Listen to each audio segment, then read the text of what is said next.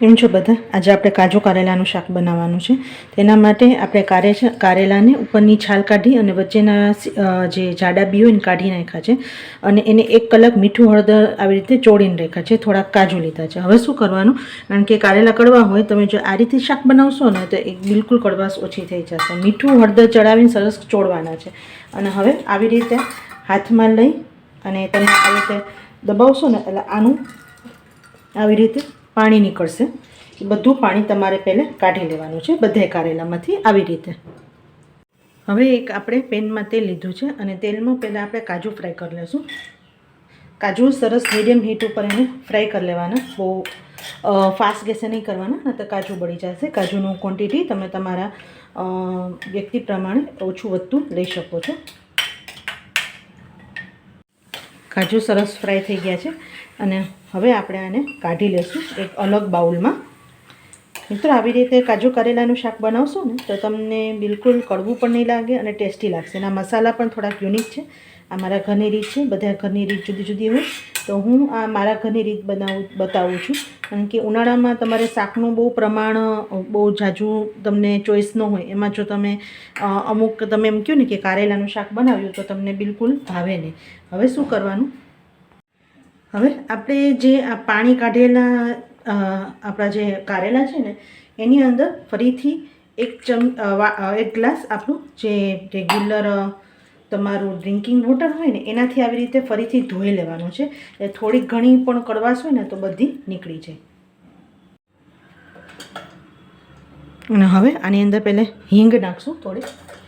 અત્યારે હળદર નહીં નાખી, કારણ કે આપણે જ્યારે કારેલા મીઠા હળદરમાં પલાળેલા હતા ને હળદરનું પ્રમાણ ઓલરેડી હોય, એટલે હળદર નહીં નાખી. મીઠું આપણે પાછળથી ચેક કરી અને નાખશું, અત્યારે બિલકુલ નહીં નાખીએ. અને આવી રીતે હલાવી અને થોડીક વાર 2-5 મિનિટ ખુલ્લું જ આવી રીતે ચડાવવા દઈશું. ફ્રેન્ડ્સ, 2-5 મિનિટ માટે આવી રીતે ચડાવવા દેવાનું.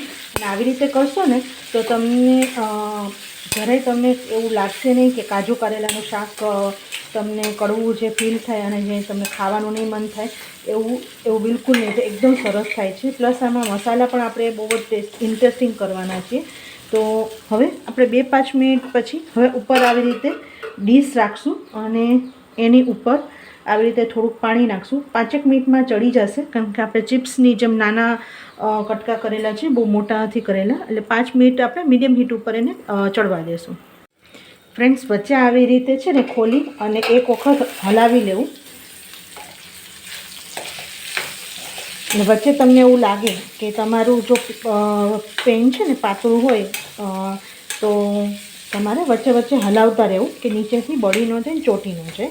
અને તમને થોડીક વાર થશે ને તમને ખ્યાલ આવી જશે. જો એકાદ છે ને આવી રીતે તમારે કટ કરીને જોઈ લઉં. જો કટ થાય છે પણ છતાં આપણે 2-3 મિનિટ હજી થવા દેશું એટલે એકદમ સરસ કૂકડ થઈ જાય આપણા કારેલા. ફરીથી આપણે ઢાંકી અને 2 મિનિટ માટે થવા દેશું. ફ્રેન્ડ્સ, હવે આપણું ચડી ગયું હશે કારેલા અને આપણે ચેક કરી લઈએ. અને આ પાણી ફેંકી દેવાનું તમારે અને સરસ જોઈ લેવાનું. સરસ ચડી ગયું છે. ગેસનો ફ્લેમ હવે બિલકુલ આપણે ધીમો કરી દઈશું, કારણ કે હવે આપણે મસાલા કરવાના છે. ફ્રેન્ડ્સ, હું હળદર અત્યારે નથી નાખતી, કારણ કે હળદર ઓલરેડી નાખેલી છે. મીઠું આપણે લાસ્ટ શાક થઈ જાય પછી આપણે નાખવાનું રહેશે.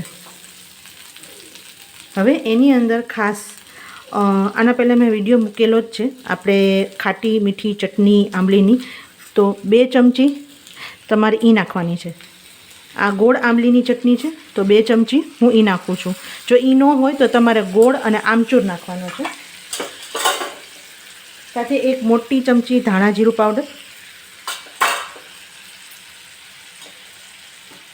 1 મોટી ચમચી મરચું, લાલ મરચું છે જે આપણે રેગ્યુલર તમે જે ઘરે ખાતા હોય એ જ.